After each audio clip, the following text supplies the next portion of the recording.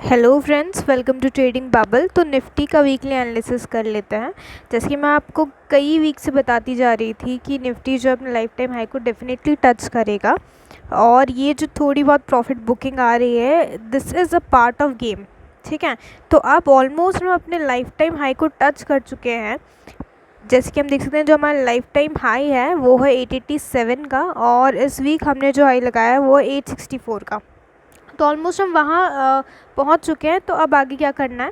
आगे हमें वेट करना है, या there would be two scenarios. ठीक है, या तो क्या होगा, ये जो है यहाँ पर थोड़ा सा डिट्रेस कर सकता है प्राइस, या तो यहीं पर वेट करेगा। ठीक है, और वेट करने की जो रेंज होगी वो होगी 18,600 से लेके 18,900। इस रेंज के अंदर जो है हमारे प्राइस को वेट करना पड़ेगा यहाँ पर। ठीक है, क्योंकि यहाँ पर दो तरह के डिकेज होते हैं। ठीक है, तो कौन कौन से डिकेज होते हैं? एक होता है प्राइस डिके। ठीक है, प्राइस डिके क्या होता है? प्राइस डिके तब होता है कि जब हम यहाँ पर इस हाई को टच करने के बाद रिट्रेसमेंट करते हैं, तो यहाँ पर हमारा प्राइस डिके होता है। और जो दूसरा होता है वो होता है टाइम डिके।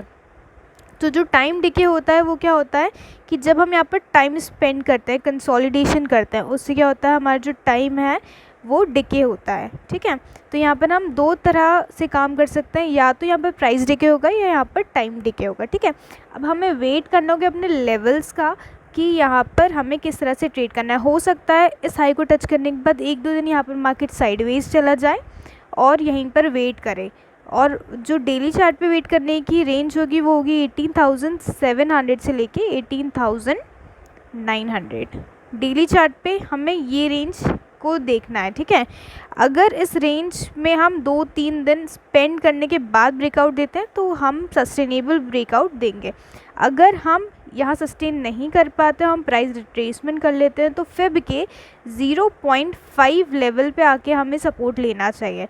तो अगर यहाँ से रिट्रेसमेंट हुआ, प्राइस डिके हुआ, तो हम फिब के 0.5 तक के लेवल तक वेट करेंगे। तो जैसे कि हम प्राइस लगा लेते हैं यहाँ पर, तो हम देख सकते हैं कि हमारा जो 0.5 है, इसका जो लेवल है वो अप्रॉक्सीमेटली आ जाएगा 17,860 पे। और हम देख सकते हैं कि जो हमारा 0.38 का लेवल है वो अप्रॉक्सीमेटली 18,000 के आसपास है।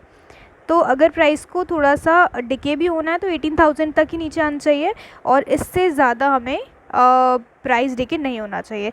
और जहाँ तक मुझे लगता है बाकी सारे इंडाइजेस को देखते हुए कि यहाँ पर हम टाइम डिके करेंगे, यहाँ पर 2-3 दिन या एक वीक यहाँ स्पेंड करने के बाद हम इस ब्रेकआउट को सस्टेन करेंगे।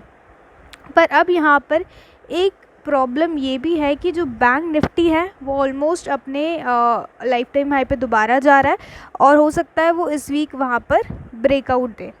तो अब यहाँ पर दो कंडीशंस हैं कि या तो बैंक निफ्टी नया हाई बनाए और निफ्टी आईटी थोड़ा सा वेट करे, तो उसी कंडीशन में जो निफ्टी है वो यहाँ कंसोलिडेट कर पाएगा।